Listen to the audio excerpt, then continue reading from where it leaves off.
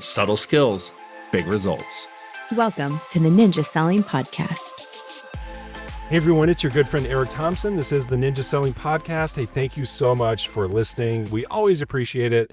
We have a great episode lined up for you today. I'm here in person with a very special person.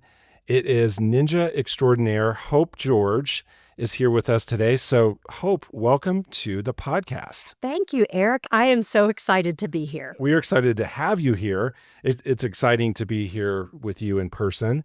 Everyone should know we are recording this during a Ninja installation. We're on lunch break.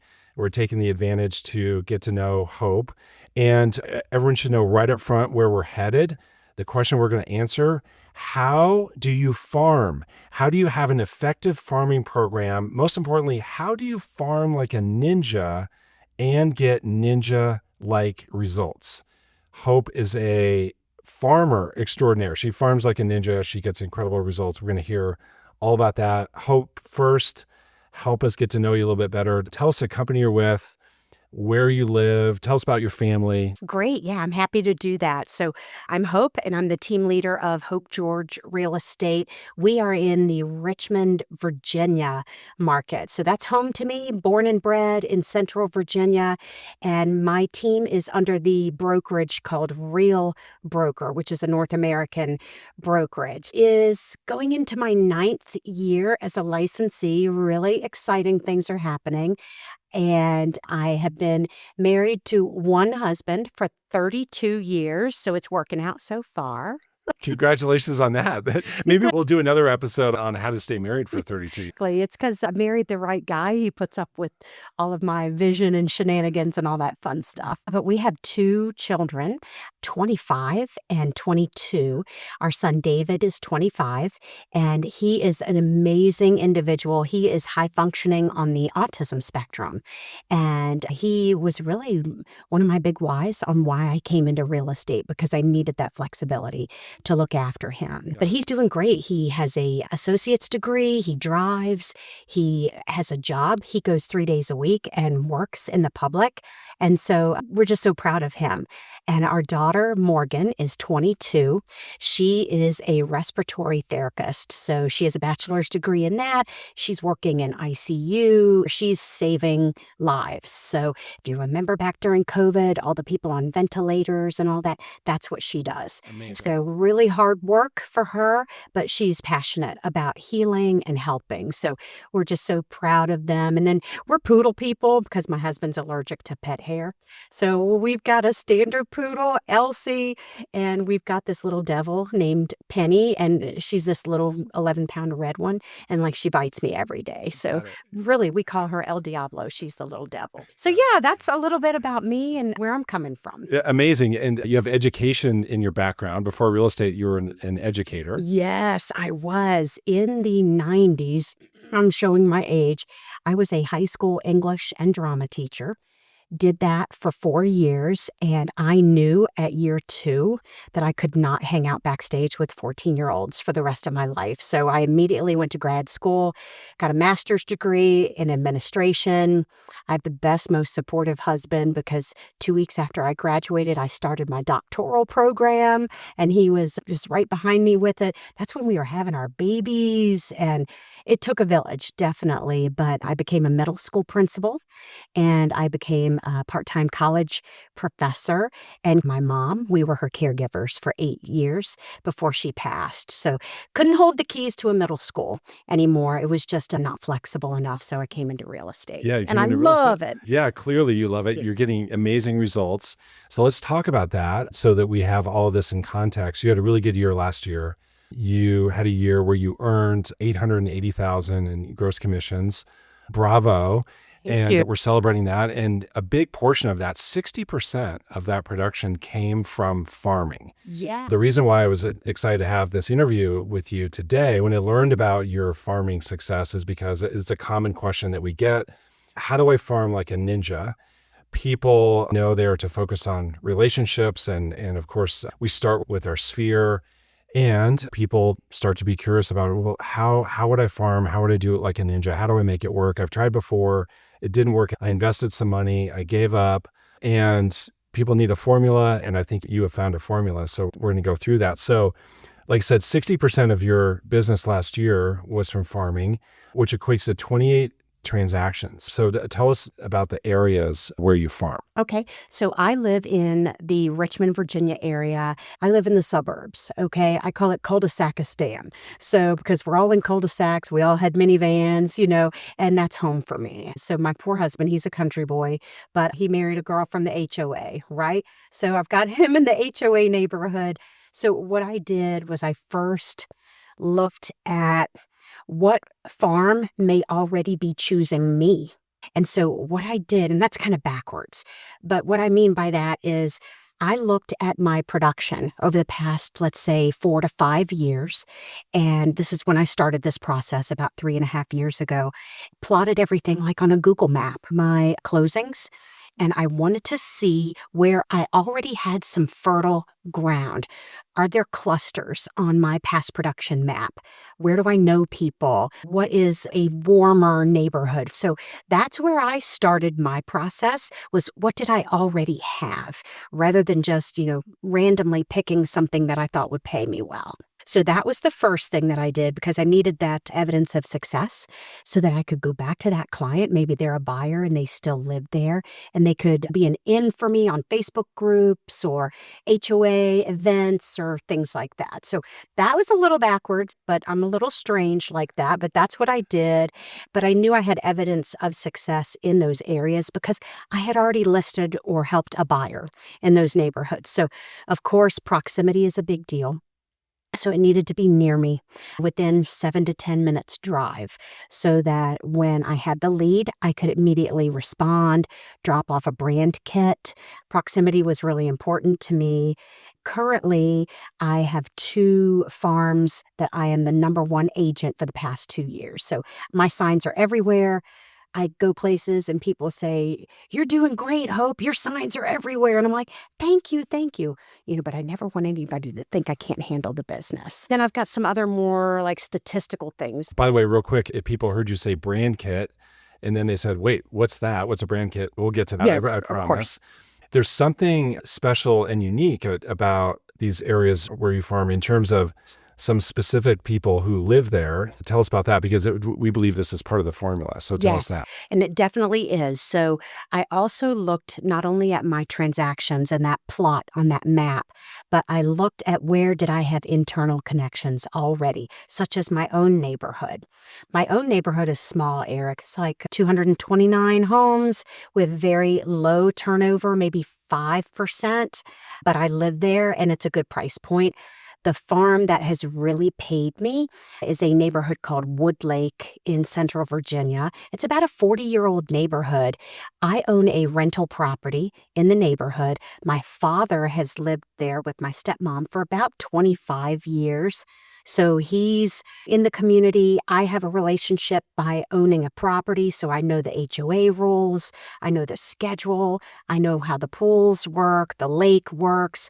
Also, I found that other agents weren't farming there. I think they all want the highest of the high end. And this neighborhood has some of those waterfronts, but most homes there are like 450 to 500,000. So I found that to be fertile ground, but the connection was key. And a lot of people from my church live in there. So I did have some natural ninja type connections, but it was 2,000 homes. So that was a big commitment. And we could talk about that when we talk about finances. But yeah, that's how I kind of started my farming selection. Got it. And so what we want people to walk away with after this podcast is a formula. Step 1 in the formula is to pick an area that you have a natural affinity to. So, personal neighborhood certainly fits. You have friends or family that live in a neighborhood. You have rentals in a neighborhood. You used to live in that neighborhood. You want to live in that neighborhood. You've done lots of business in that neighborhood. Find somewhere where you have an affinity is step 1. Tell us about step 2, which gets to kind of the math and the science of this. Tell us about that, Hope. Yes. So this is kind of where the nuts and bolts come in, right? Because I am a frugal person. Like, I'm very frugal. So that's just a thing in my life. I want to be debt free. I'm very frugal. So I find it a huge commitment for me to make that financial investment in my business. So in order for me to do it, it had to make sense. What I did was I created this basically matrix of a spreadsheet, and I took some different stats, these target neighborhoods. So what I did was I selected 3 to 5 candidates first, and I looked at the ninja things. Where do I have relationships? Where do my friends live? Where have I lived? Do I own something in there? Do I know the restaurants in there? That type of thing. So I chose, I think, between 3 and 5 of those, and then I started to narrow down selection. And how I did that is I kind of did it backwards again. I think I do a lot of things backwards, but I decided what my budget would be, okay, for this commitment, because I did know that if you start and then you stop without results, you fail, right? And that's expensive. It's expensive. So my analogy was when I was getting my master's and my doctorate in education back in the day, didn't have the money to pay for that tuition, and it was quite expensive. And so that was my motivation to study and finish, because I knew if I was going to spend 42 grand on a student loan, I was coming away with results and getting a degree. I was not just going to walk away with a bill. So if you can think like that when you think about farming, that may help you stay motivated, because sometimes you feel like you're feeding a slot machine. It's like $1,000, or $300. And I just had to tell myself to stay in it. I think honestly that was harder than the strategy, was the wherewithal to just stay in it until it started bearing some fruit. I looked at my budget. I looked at potential return on investment. So I told myself that my goal in year 1 was to have 1, maybe 2 transactions. I was trying to figure out a break-even analysis mathematically. Okay, I didn't want to waste my money and not be able to reimburse myself. Okay, so I compared what I thought the average sale would look like for me commission wise after expenses. And then, if I could get 1 to 2, could I break even with that? And that's how I set my budget and set my goals and chose my farm. My matrix were the turnover rate. And you can even look that up on the internet. Okay, if it's less than 5% turnover rate, that's really not workable.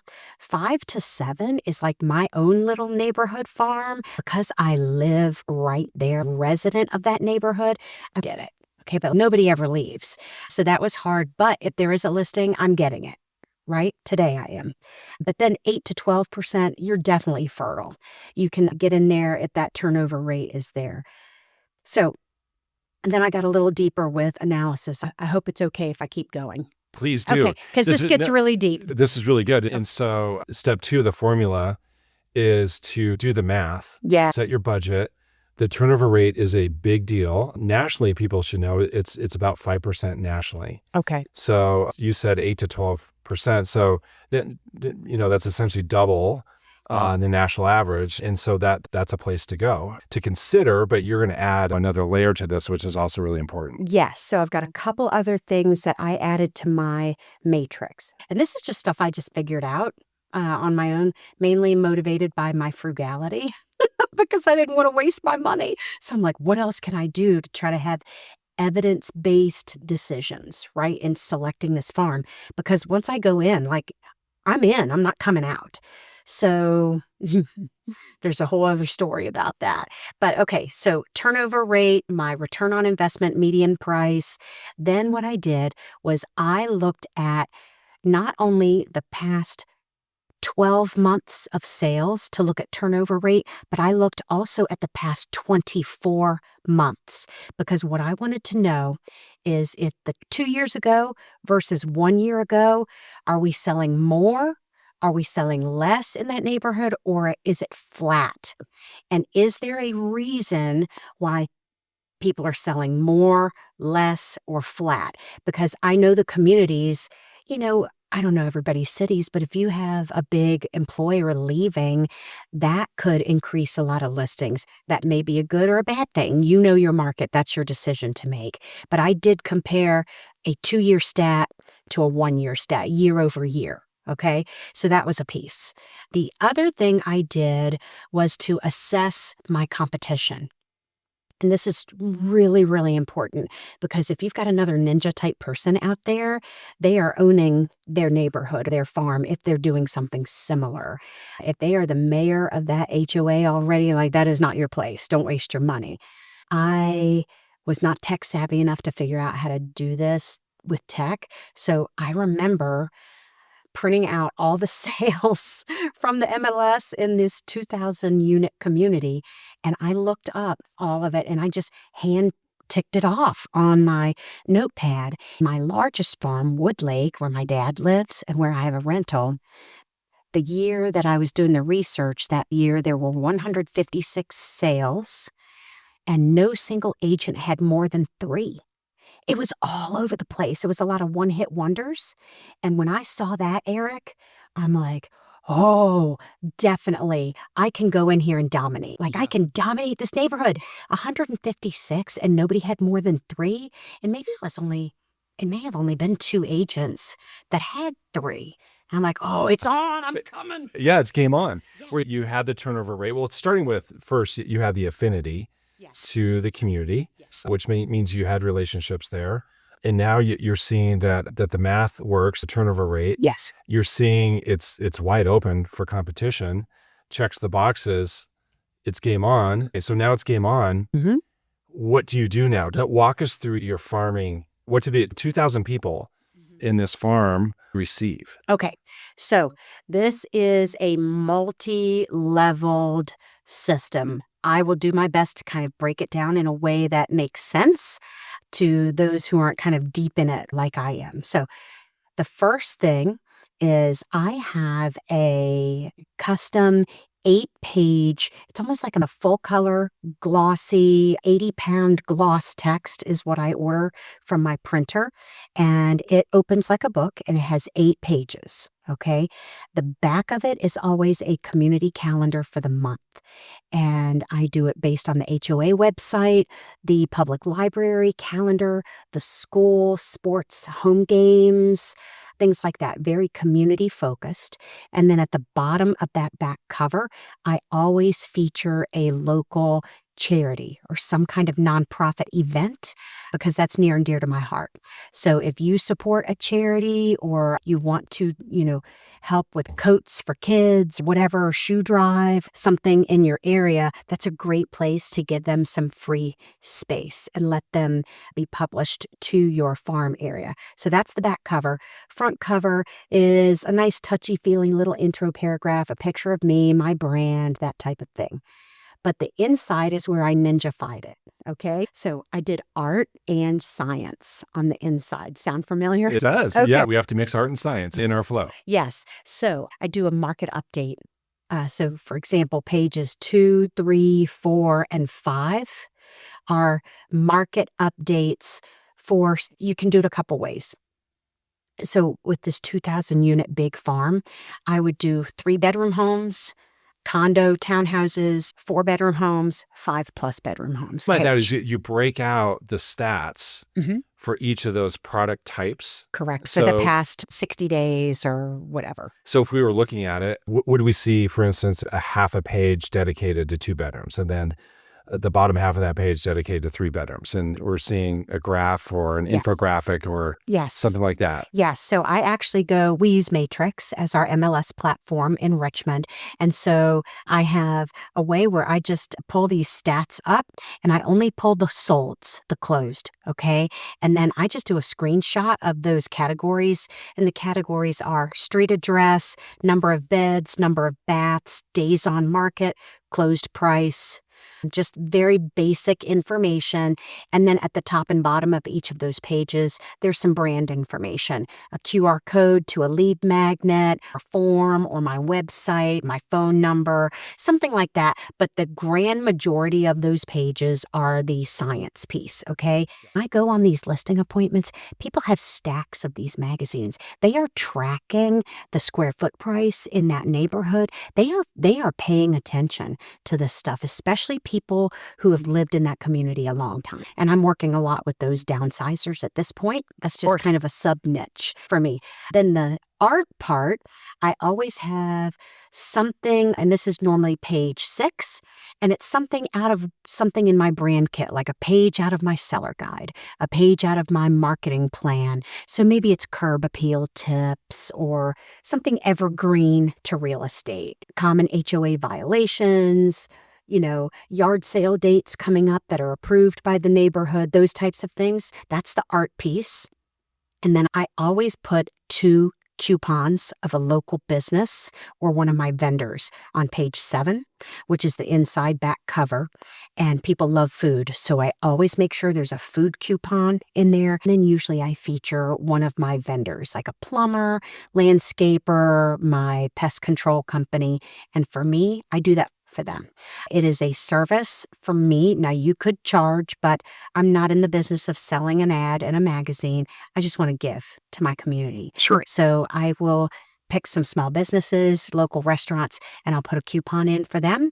Not only blesses that business, but it makes people every month, they page to that coupon. Even if they're not raising their hand to sell real estate, they are looking through that and finding that coupon. You want pizza or tacos or a free donut or whatever. So that is something that I do for them. So do you see the combination of art and science? Yeah, it's very clear. The Okay. combination of art and science. We haven't said yet how often you deliver this magazine. Okay, so this newsletter or magazine is once monthly. It's always delivered the first week of each month. And this is one thing that they get from me monthly. The second thing they get will be 15 days later in the form of a postcard. Okay, so my farms have mailboxes at each home, and we have these newspaper slots beneath the mailboxes. And there's actually a couple of ladies in my community that have a flyer delivery service certain weeks for certain neighborhoods on a monthly rotation. So I just hired it out, leveraged out to them, and they would come to my porch, pick up the print material, and I would pay them, whatever, $400 or $500 to go and make this part of their delivery route. So that's what I did. Now I don't have them anymore because I brought my dad out of retirement, and now he's my runner. So he has our old 20-year-old Honda Accord, and he's zooming through the neighborhood every month doing these flyers. It keeps him busy in retirement. So yeah, that's the first thing they get, and it's once a month. So let me know if you want to hear about the postcard piece. Yeah, tell us about the postcard. Okay. So the second thing they get from me, but it's my sub niche, okay? And that's because of my frugality, again, my budget. I was not able to invest in 2,000 postcards a month on a sustainable basis. So what I did was I went on to the site called RPR, if you've heard of that. There are other resources as well, but you can get up to 2,000 mailing labels a month for free, at least in my RPR membership through my MLS. What I did, Eric, it's very scientific. I drew a map on RPR, like a polygon map of Woodlake, let's say those 2,000 homes. And then I filtered by owner occupied, and I filtered because I don't want to do rentals. And then I filtered by length of ownership. And they've got categories at the bottom of the screen, 0 to 5 years, 5 to 10 years, 10 to 15 years, 15 to 20, 20 plus. So I started with 20 plus, and then I kept clicking until my stomach hurt about the budget. And that's where I decided, okay, we're going to do 10 years plus in this neighborhood. Now, I don't know if you've heard of EDDM. That is Every Door Direct Mail. That's a postcard strategy. I do not use that because the QR codes that go to my lead magnet, which is a What's Your Home Worth form, that QR code on an EDDM product, that's the most affordable way to do this. But if somebody scans it, you don't know if they scanned it unless they actually fill out the entire form and submit it. And guys, that is very rare. Do not expect a bunch of people to fill the form out. It's very rare. So I have a vendor that I partner with, and they have a dynamic QR code that will match that person, let's say I sent one to your house, Eric, if you scan your postcard that's addressed to you at your house, my phone gets an immediate update that Eric at 123 Main Street just scanned your postcard, whether or not you filled the form out. So now, even though you didn't finish, now I got you, and I deliver a brand kit within 24 hours. And then I start you on like an 8 and 8 postcard campaign. So I told you this is No, you this get is scientific. big You're here. very strategic with It's this. big. This Yeah. is like ninja farming Yeah. here. So now is a good time to tell us Okay. about the brand kit. Yes. So you have a brand kit. Someone shows interest by scanning the QR code. Now they're going to receive a brand kit. What is that? Okay, so my brand kit is a box. It's a full color, glossy box. Some people call it a pizza box, but it's not as big as a pizza. But it houses a lot of my materials. I have a high quality printed buyer's guide, seller's guide, a marketing plan. I even created a downsizing guide called From Clutter to Clarity, a guide to your best move yet. And it is a specific, like another magazine, on how to downsize, even with local resources to places that will come pick up furniture to donate and all of that. So I wrote a little magazine or a book about that in there if they've lived in the home more than 20 years. We also have samples of my work. So a sample listing brochure, a sample listing information booklet, like something I would put on your kitchen table when I'm listing your property. I also have some swag in there, like a can koozie, a refrigerator magnet of the calendar for the year, one little magnet, and it's got my logo and my face on it, a grocery notepad with my logo and my face that's magnetic to go on the fridge. I'm always trying to be on your fridge. Yeah. I want to live in your house. Yeah. And then I go on these listing appointments, like I see the box, they have all the things. So I've already won before I've arrived at the appointment. So it's really great. So how many of these brand kits are you delivering on a monthly basis? I would say usually between 23 and 30. Okay. Mm-hmm. Okay. So especially when I first started, because one of the formats of the postcards that I use actually pulls in a Google Street View photo of your house. Okay. And then I can say, "Hello, Eric. What's your home worth?" And those words will be customized on top of the photo of the front of your house. That is postcard. Yes. So you're looking at that like, how did she get a picture of my house? And it says, "Hello, Eric." So that is a big attention getter. Now you can't wear it out or it's not special anymore. Right? Sure. But I'll send that about 2 to 3 times a year. And I cycle through some other, kind of hook, interesting types of postcards, but that is my number one response getter. Got it. And when I send those out, I always know when they've been delivered because my phone is like Yeah. ping, ping, ping. Yes. And I'm getting all these leads. And then my dad is in the Accord and there he goes. And there he goes. He's delivering the Yeah. kit. People are wondering if they can hire your dad. So maybe we'll talk to him and see if he's willing to expand his services outside of Richmond, right? Yeah. Okay. So if you're keeping track in this formula, part 3 of the formula would be have a flow system for these people. That's art and science. Now, another component of flow is live flow. So tell us how you weave in live flow. Tell us how you're able to get face-to-face with these people in the farm. Okay, so most of them are not going to fill your form out. So all you have is a name and an address. You don't have an email. You don't have a phone number. Okay, so that's hard. We're a little trapped when we don't have that information. But if they have scanned, or let's say if you have scanned my postcard, in my CRM, I have programmed some automations to send me messages to send you a handwritten note. So if you've scanned, you get a brand kit within 24 hours, and it's in my notifications to go ahead and send you a handwritten note. "Hey, we dropped off a box of resources recently. Let me know if you have questions. Happy to help you." Very friendly, not salesy, just, "Hey, drop something off. Wanted to make sure you got it." I'm here for you. Yes, and I do pop my business card in there, okay?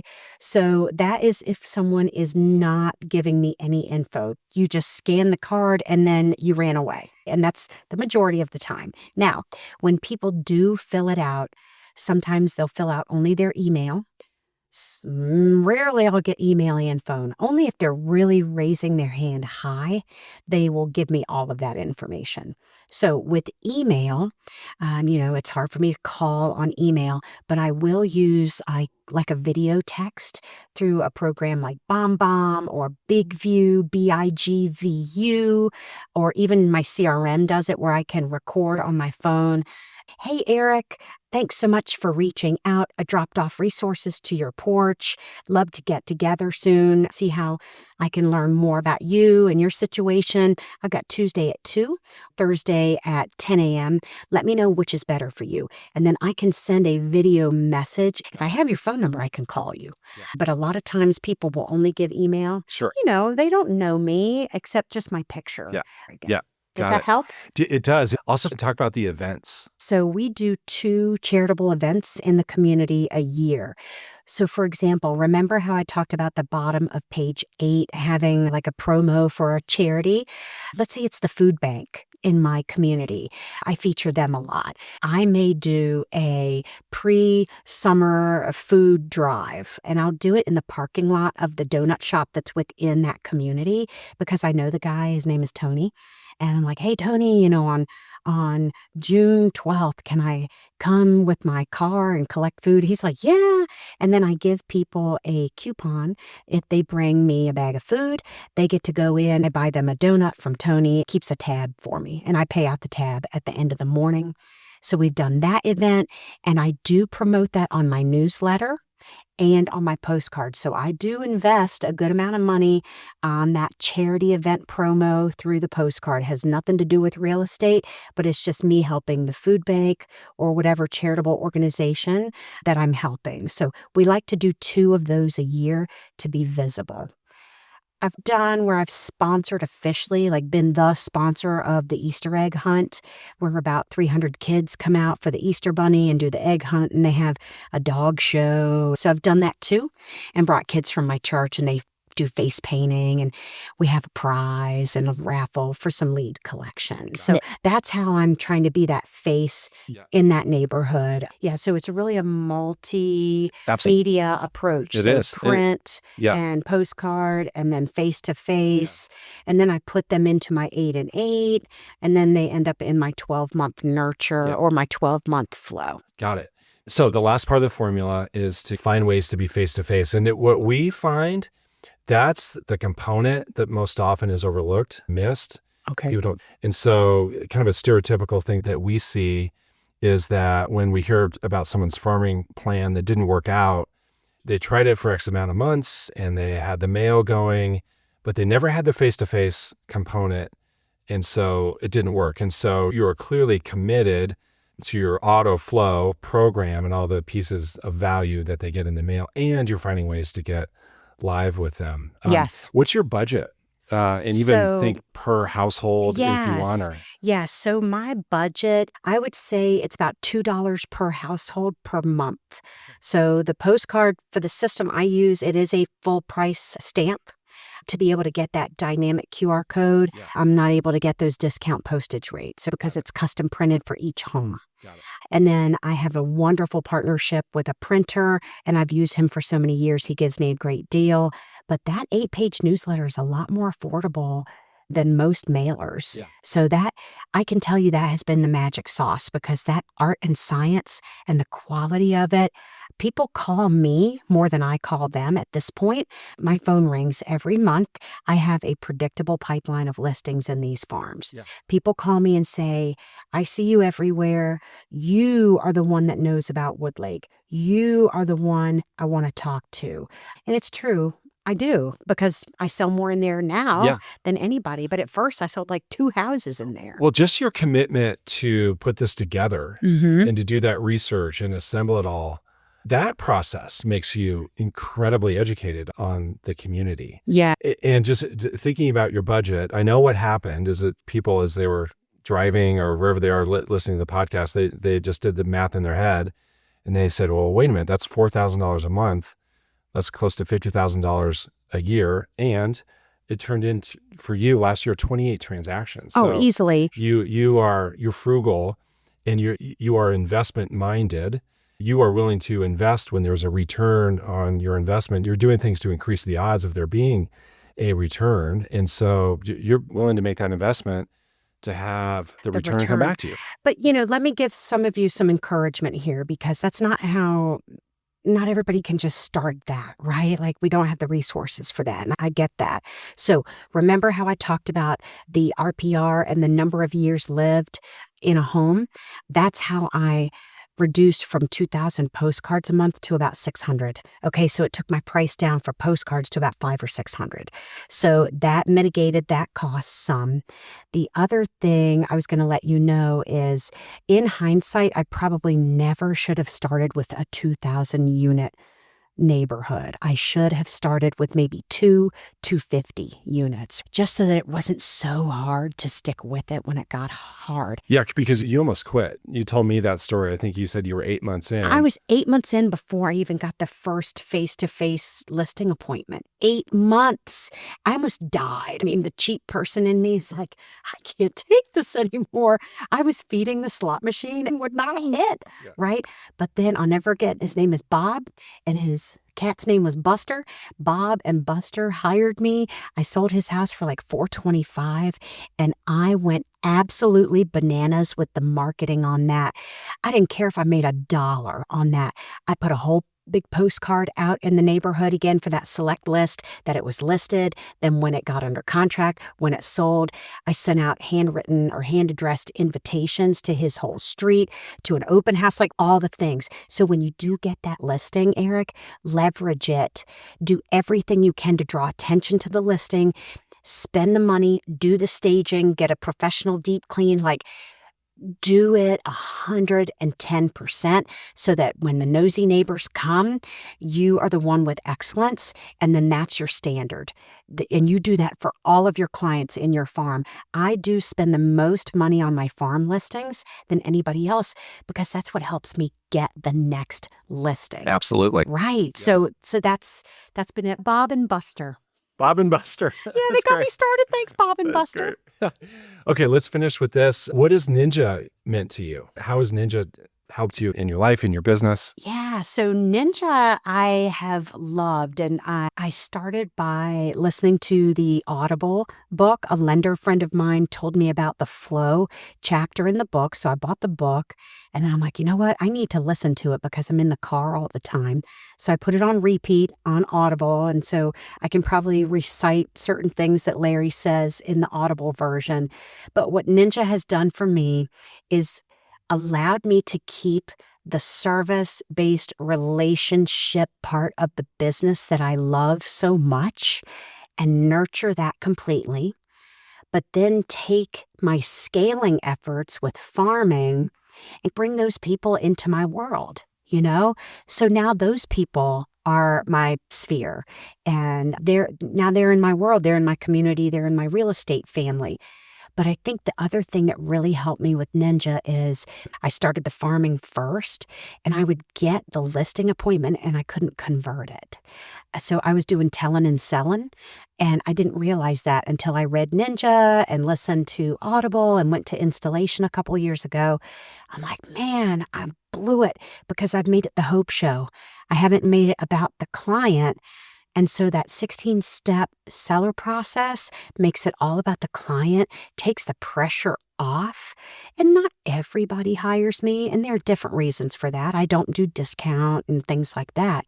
But I'm converting these. Many times they cancel their other appointments and we just move forward. So that's what Ninja has done. It's kept my nurturing, allowed people to come into my world when they're from my farm, but then converting has been huge With the for me. process. Yes, Yeah, the conversion. That's where the money comes from, right? Absolutely. And that's how I pay for all of it. So yeah. hope that's helpful. Very helpful. Cool. Hope this whole podcast has been very helpful. Extraordinary. Cool. It's Hope George from Richmond, Virginia. Thank you You're so much. welcome. I'm so excited to have helped and shared. And like I said, start smaller than I did because I almost died. Yeah, but just start with something. Yeah, but 880 GCI last year. I can't complain about Can't that. complain. That's beautiful. This stuff works. This stuff works. As always, we look forward to seeing you on the next podcast. Take care. If you enjoyed this episode, visit us at theninjasellingpodcast.com to learn more about ninja selling classes and coaching to get you started or further your journey on the ninja path. Thank you for joining us. Now go have an incredible day.